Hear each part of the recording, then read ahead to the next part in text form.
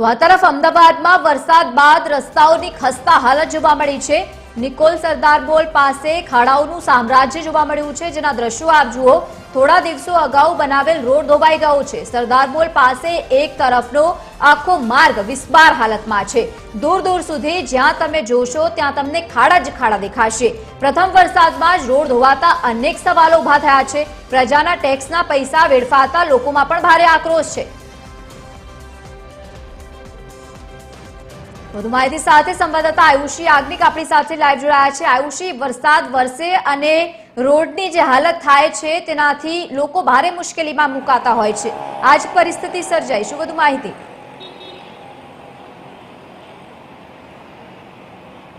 બિલકુલ લવલીન, જે રીતે અમદાવાદમાં વરસાદ વરસ્યા બાદ ઠેર ઠેર રોડ રસ્તાની દયનીય પરિસ્થિતિ છે જે સામે આવી રહી છે। હાલ અમે ઉપસ્થિત છે નિકોલ વિસ્તારમાં। નિકોલના સરદાર મોલ પાસેનો આ મુખ્ય માર્ગ છે અને આખો રસ્તો જોઈ શકાય છે કે બિસ્માર હાલતની અંદર જોવા મળી રહ્યો છે અને એ હદે અહીંયા ખાડા ખચ્ચા જોવા મળી રહ્યા છે કે વાહન ચાલકોને પણ અહીંયાથી પસાર થવામાં અનેક મુશ્કેલી સર્જાય, કારણ કે એક તરફ જે ઓવરબ્રિજ આવેલો છે ત્યાંથી વ્હીકલ્સ નીચે આવે છે, બીજી તરફ બ્રિજની નીચેથી જે વાહનો પસાર થાય છે તેને ખાડા હોવાના કારણે સાઈડમાંથી જ્યારે પસાર થવું પડે ત્યારે તેમને અકસ્માતનો પણ ભય સતત સતાવતો જોવા મળી રહ્યો છે। તો બીજી તરફ જે એક્ઝેક્ટ જે બ્રિજ ઉતરતાની સાથે જ જે જોઈ શકાય છે કે એએમસી દ્વારા સાવધાનનું બોર્ડ લગાવી દેવામાં આવ્યું છે, બેરિકેડિંગ કરવામાં આવ્યું છે, કારણ કે ત્યાં પણ રસ્તાની જે પરિસ્થિતિ છે તે દયનીય જોવા મળી રહી છે। ખાડો પડેલો જોવા મળી રહ્યો છે।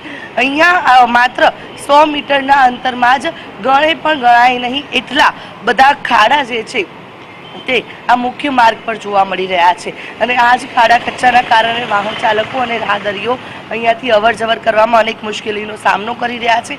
જોઈ શકાય છે કે અત્યારે હાલ જે જગ્યાએ ખાડો પડ્યો હતો તેનું સમારકામ કરવાની તો દૂરની વાત છે, પરંતુ માત્ર બેરિકેડ લગાવી દેવામાં આવ્યા છે, પથ્થરોનો ઢગલો કરી દેવામાં આવ્યો છે જેથી કરીને અહીંયા કોઈ ખાબકે નહીં। પરંતુ બીજી તરફ જોઈ શકાય છે કે આ એ જ રસ્તો છે કે જ્યાંથી વાહન ચાલકોને અવર જવર કરવી પડે અને અકસ્માતો પણ અહીંયા સતત સતાવતા હોય છે। એટલે કે આ ખાડા ખચ્ચાના કારણે વાહન ચાલકો હોય તેમને પણ અનેક મુશ્કેલીનો સામનો જે છે તે કરવો પડતો હોય છે। કાકા, ખરાબ રોડ રસ્તાથી કેટલી ખરાબ પરિસ્થિતિ? વધારે પરિસ્થિતિ। આ રોડ એટલો ખરાબ છે ને, મ્યુનિસિપાલિટી વાળા કંઈ કરતા નહીં, પબ્લિક કહે છે એટલે અમારા હાઉસ છે ને આ રોડ કેટલા ટાઈમથી ખરાબ છે, સામું નહીં જોતા। આગળ બી જો મંથન બાજુ ત્યાં આગળ ત્યાં બી સોસાયટીમાં નીકળ્યું કેટલી દિક્કત પડે। બિલકુલ, એટલે કે અહીંયા સોસાયટીમાંથી અવર જવર પણ ન કરી શકાય તેવી ખરાબ પરિસ્થિતિ છે। પાસે સોસાયટી આવેલી છે, આગળ સ્કૂલ આવેલી છે, સામેની તરફ હોસ્પિટલ આવેલી છે। અહીંયાથી જોઈ શકાય છે કે જે બી વાહન ચાલક પસાર થશે એક ભયની સાથે પસાર થશે, કારણ કે કોઈ પણ સમયે અહીંયા અકસ્માત સર્જાય તેવી સતત ભીતિ છે। ન માત્ર આ એક જ તરફનો માર્ગ, પરંતુ આખો રસ્તો આ જ પ્રકારે બિસ્માર હાલતમાં છે। બીજી તરફ પણ જોઈ શકાય છે કે આખો રસ્તો ધોવાઈ ગયો છે। આ જે રસ્તો છે તે પહેલા વરસાદ બાદ આખી જે પરિસ્થિતિ છે તે આ પ્રકારની સામે આવી રહી છે।